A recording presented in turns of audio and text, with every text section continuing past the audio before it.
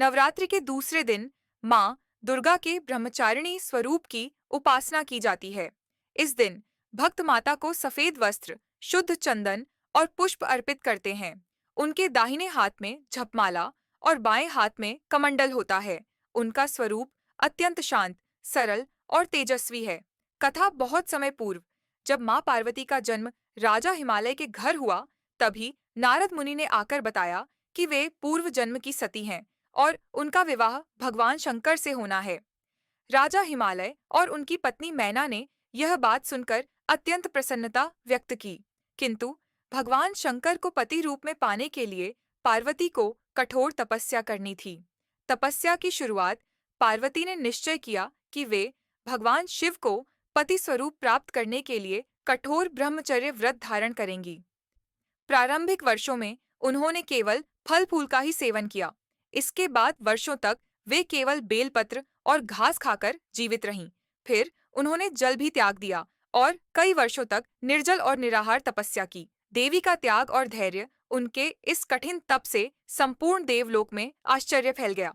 देवता, आर्ष मुनि, यहाँ तक कि स्वयं ब्रह्मा और विष्णु भी पार्वती के इस तप को देखकर प्रभावित हुए। उनकी तपस्या से उनका शरीर अत्यंत कृश हो गया, किंतु उनके तेज और भक्ति में कभी कमी नहीं आई। ब्रह्मचारिणी नामकरण उनके इस अद्भुत संयम, ब्रह्मचर्य और तपस्या से उन्हें ब्रह्मचारिणी नाम से जाना जाने लगा। अर्थात वह देवी जो कठोर तप करके परम सत्य और शिव को प्राप्त करने का संकल्प धारण करती है। भगवान शिव का आशीर्वाद। आखिरकार उनकी घोर तपस्या और अटल भक्ति से भगवान शिव प्रसन्न हुए और उन्हें दर्शन दिए। उन्होंने पार्वती को पत्नी रूप में स्वीकार करने का आशीर्वाद दिया। यही कारण है कि द्वितीय दिवस को माँ के इस स्वरूप की पूजा की जाती है। व्रत एवं पूजा का महत्व। माँ ब्रह्मचारिणी की उपासना से आत्मबल, संयम और धैर्य की प्राप्ति होती है। जो साधक भक्ति में स्थिर होना चाहता है, उसे इस दिन विशेष लाभ होता है। यह दिन त्याग, तपस्या और आत्मनियंत्रण का प्रतीक है। भक्तों के जीवन से नकारात्मकता दूर होती है और उनका मार्ग सरल बनता है। पूजन विधि। प्रातः स्नान करके स्वच्छ वस्त्र धारण करें। संकल्प लें और माँ ब्रह्मचारिणी की प्रतिमा या चित्र स्थापित करें।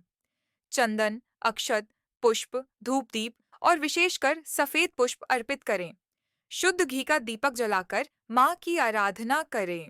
उनकी कथा का पाठ करें और अंत में आरती करें।